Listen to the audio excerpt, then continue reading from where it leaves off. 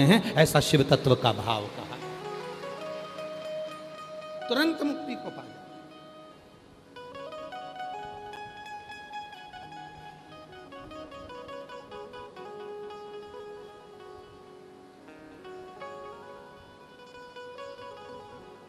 मातंग बाबा जाते हैं तो शबरी अम्बा रोज झाड़ू लगा देती है।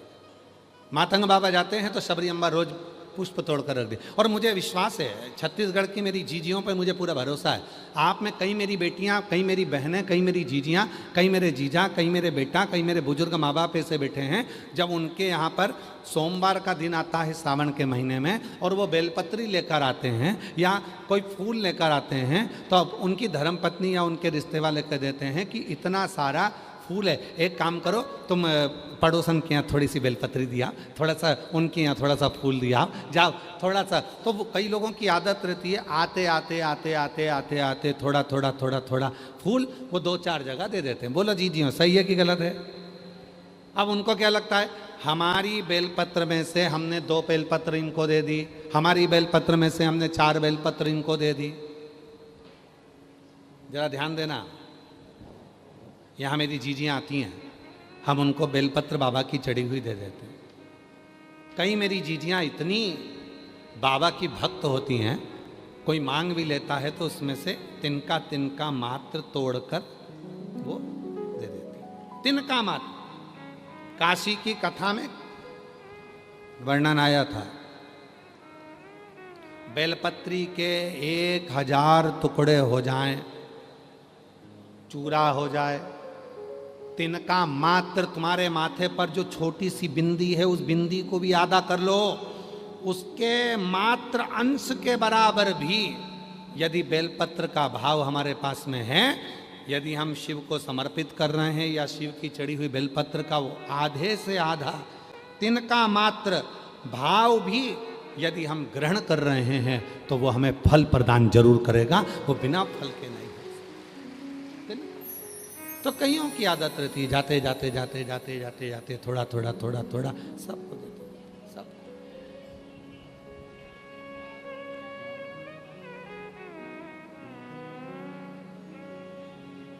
और मांगा है भोलेनाथ से वरदान एक ही, मांगा है भोलेनाथ से वरदान एक ही, तेरी कृपा बनी रहे जब तक है जिंदगी, तेरी कृपा बनी रहे जब तक है जिंदगी, मांगा है भोलेनाथ से वरदान।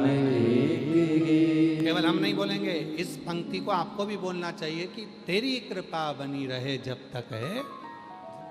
सब बोलो, 5 पंडाल और जितने बाहर बैठे हुए हैं पंडाल से, जो छाता लगा लगा कर बैठे हुए हैं, सब बोलिए, मांगा है भोलेनाथ से वरदान। बोलो, आवाज आना चाहिए, मांगा है।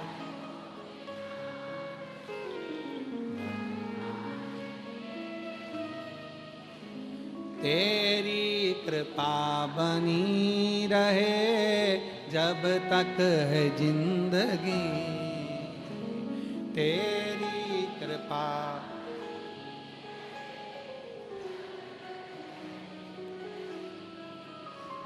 मांगा है भोले से वरदान। बस उससे यही मांगो। शबरी अम्मा फूल तोड़कर रख देती, शबरी अम्मा पुष्प की पंखड़ी तोड़कर रख देती, शबरी अम्मा झाड़ू लगा देती है, बुआरी लगा देती है। क्या फल मिला है झाड़ू लगाने का?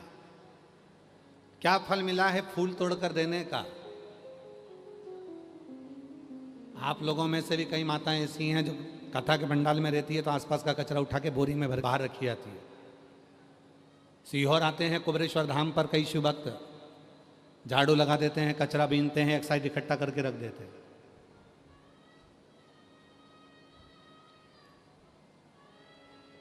क्या मिलता? शिव जी के मार्ग पर मातंग बाबा जा रहे हैं जल लेकर, शबरी अम्बा उनको पुष्प दे देती है। एक दिन शबरी अम्बा बैठी हुई थी, मातंग ऋषि से पूछा, क्या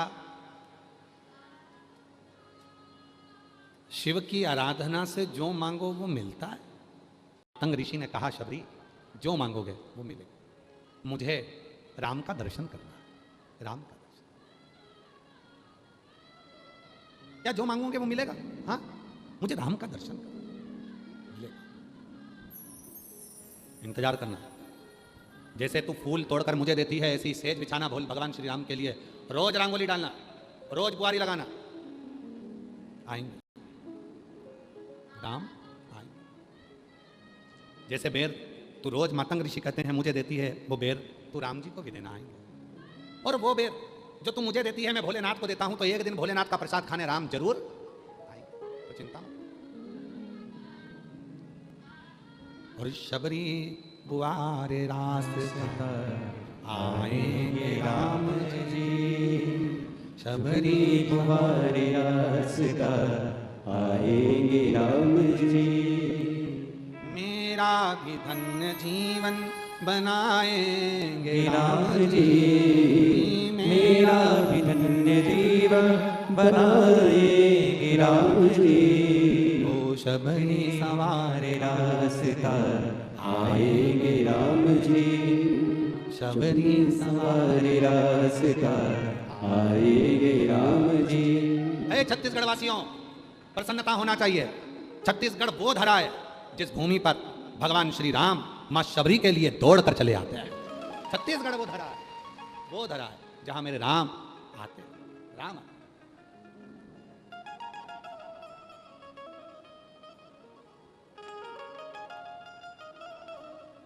दया सिंह जी, हम आपको एक बात के लिए और साधुवाद देंगे। कल एक अग्रसेन भवन में एक माता जी काम कर रही थी, तो हमने उनसे पूछा, आप कथा में आते हो?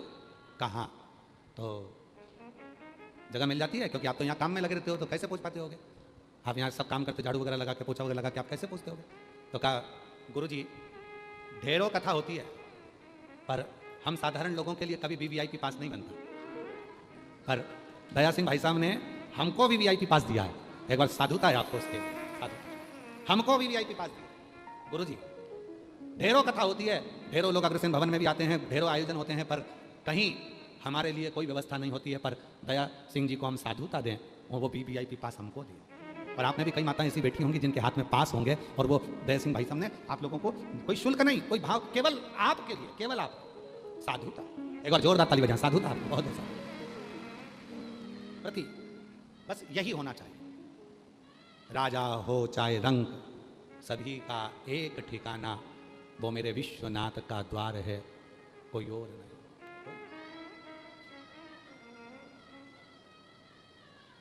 जिस नजारे को तरसती है दुनिया, जिस नजारे को तरसती है दुनिया, वो नजारा मेरे विश्वनाथ के उस शिवलिंग में विराजमान है। उस शिवलिंग, वो नजारा। शबरी अम्मा लगा रही है झाड़ू, आएंगे राम आएंगे, लगाई बुआरी लगाई, झाड़ू लगाई, नेत्र बस पलके बिछा कर। और रोज क्या करती है शबरी अम्मा? भोलेनाथ जी के लिए बेर रखती, भोलेनाथ जी के लिए पुष्प रखती, भोलेनाथ जी के लिए पत्तियां रखती और निवेदन करती है, भोलेनाथ जी मैंने सुना है आप शिव जी की आराधना करने वाले को राम मिलते हैं, राम की आराधना करने वाले को शिव मिलते हैं, शिव की आराधना करने वाले को कृष्ण मिलते हैं, कृष्ण की आराधना करने वाले को शिव मिलते हैं। मेरा विश्वास कहता है, मैंने राम की आराधना करती हूँ, नारायण की आराधना करती हूँ, मुझे शिव मिलेंगे, और मैं शिव की आराधना करती हूँ तो मुझे राम जरूर मिलेंगे। कृपा करो हे भोले बाबा, जैसे मैं मातंग ऋषि जी को रोज बेर देती हूँ, ऐसे ही बेर मैं भगवान श्री राम को खिलाना चाहती हूँ। मुझे सूचना मिली है राम बना रहे। मातंग बाबा का है, मेरे गुरुजी का है, आएंगे और मेरा भी धन्य जीवन बनाएंगे राम जी,